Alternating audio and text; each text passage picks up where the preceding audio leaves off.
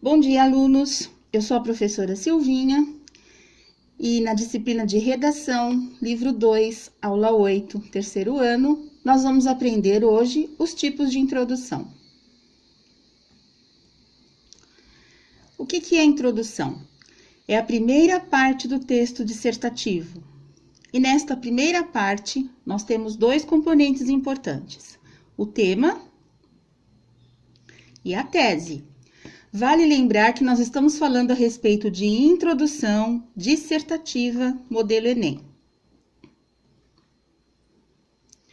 A introdução, ela precisa ser sucinta, breve, esclarecedora e principalmente objetiva.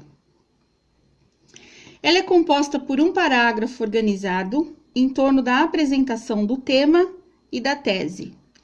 Eu gosto bastante de reiterar as palavras tema e tese, porque é através do desenvolvimento do tema e da tese que nós teremos uma introdução satisfatória. A tese nada mais é do que o ponto de vista sobre o tema que vai ser discorrido. Ela precisa ser defensável. Para isso, nós precisamos de 3 perguntas: por quê, como e exemplos.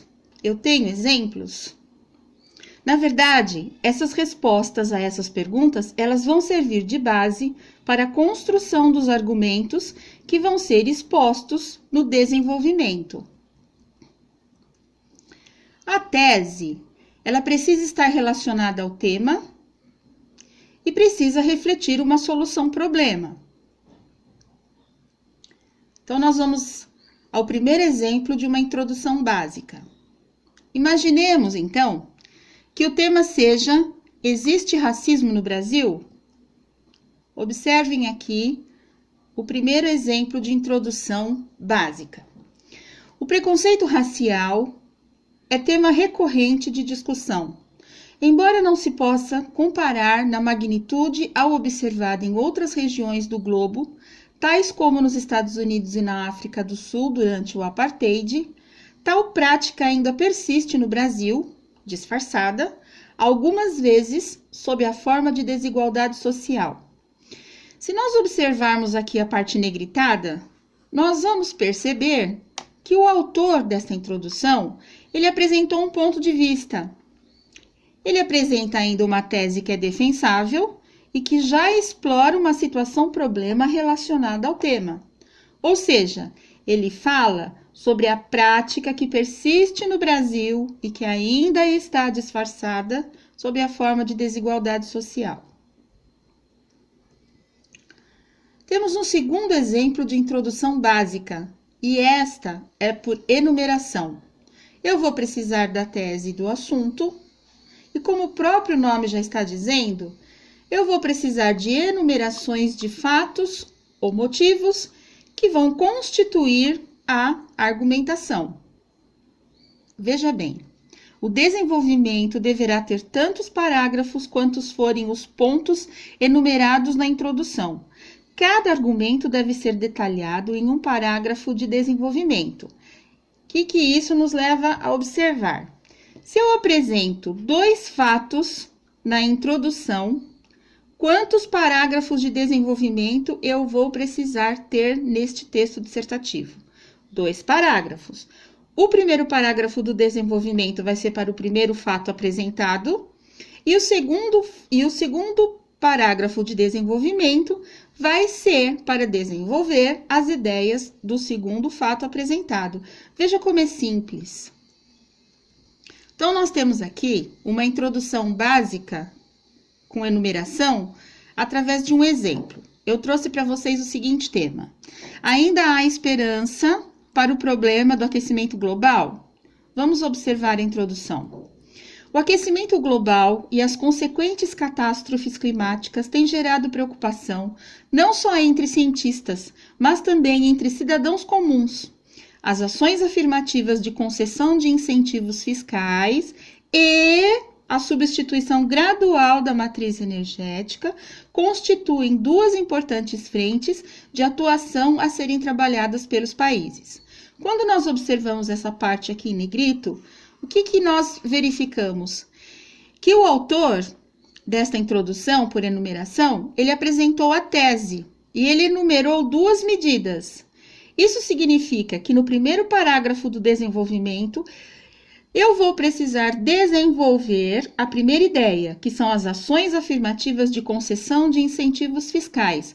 No segundo parágrafo do desenvolvimento, eu vou desenvolver a segunda ideia, que é a substituição gradual da matriz energética. É muito simples. Temos ainda a introdução básica com interrogação.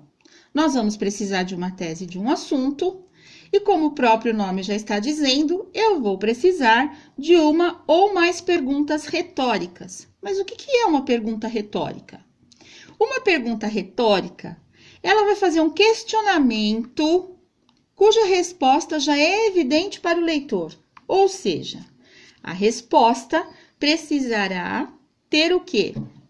A resposta precisará ter uma solução do problema. Eu trouxe um exemplo para vocês verificarem de introdução básica com interrogação. Imaginemos que nós temos aqui como tema viver em rede no século XXI, limites entre o público e o privado. Então, vamos à introdução exemplo. A sociedade moderna mostra-se dependente da internet em diversas áreas, como buscar informações ou contactar familiares e colegas. Será, no entanto, que todas as pessoas têm utilizado esse meio de comunicação e entretenimento de maneira inteiramente correta e segura? Queridos, desculpe, eu digitei aqui errado, mas é inteiramente correta e segura. Muito bem. O que nós temos aqui? Nós temos na parte negritada o autor apresentando a tese e a pergunta é feita de maneira retórica. Como eu caracterizo que é uma pergunta feita de maneira retórica? Essa pergunta ela vai insinuar o ponto de vista que vai ser defendido no texto, ou seja, nem todas as pessoas utilizam a internet de forma correta e segura. Temos ainda uma quarta introdução básica, que é caracterizada como definição ou contextualização. Uma ou mais palavras-chave do tema são definidas de modo a contextualizar o assunto previamente à exposição da tese do tema. Vou abrir um parênteses aqui para falar a respeito aqui dessas duas palavrinhas que estão no plural. Aqui é um caso facultativo. Eu poderia usar palavras-chaves ou palavras-chave. Mas retomando, fechando parênteses, a contextualização deverá ser breve e objetiva, porque é necessário que se priorize a argumentação. Eu trouxe um exemplo para vocês de introdução básica com definição ou contextualização. E o tema são os riscos do mundo digital. Vamos observar aqui a introdução. A partir da terceira revolução industrial, o mundo digital começou a ser planejado e difundido. Após a Guerra Fria, com a expansão da internet, ele se tornou acessível a milhões de pessoas em vários locais do planeta. Observem, pessoal, o mundo digital são as palavras-chave que estão presentes na introdução. Então, através da parte em negrito, que são essas três palavrinhas, o autor apresentou as palavras-chave, o mundo digital, do tema e foram definidas de modo a contextualizar o assunto.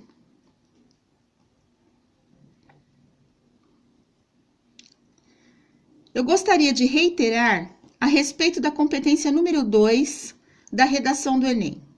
Essa competência tem o objetivo de estimular o candidato a fazer uso das diversas áreas de conhecimento. A apresentação de um repertório cultural vasto que fuja do senso comum torna-se um diferencial na avaliação do candidato.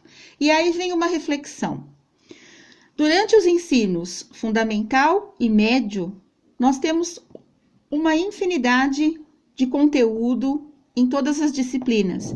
É neste momento que todo esse repertório cultural que foi aprendido e apreendido durante os ensinos fundamental e médio, é que eu vou ser um diferencial na hora de apresentar o meu texto dissertativo. Veja a importância de todas as disciplinas na grade curricular, porque é através de todo esse repertório cultural que eu vou ser um diferencial na avaliação. Olha a importância dessa competência número 2 na redação do Enem. Eu gostaria de finalizar essa aula falando algumas coisas e deixando algumas considerações importantes para vocês. Escrever é um treino diário. E a leitura, ela é a mola mestra para ampliar o nosso repertório cultural e o nosso vocabulário. Portanto, pessoal, leia muito, leia sempre e treine a escrita diária. Releia o que você escreveu, refaça quantas vezes forem necessárias as suas escritas. E vocês podem contar comigo para revê-las, sempre. Porque o objetivo é ter uma nota 1000 no Enem. E vocês têm esse potencial. Vocês são muito mais do que vocês imaginam. Precisa de dedicação, precisa de treino diário e podem contar com a professora. Até a próxima aula. Grande abraço para vocês e fiquem em casa.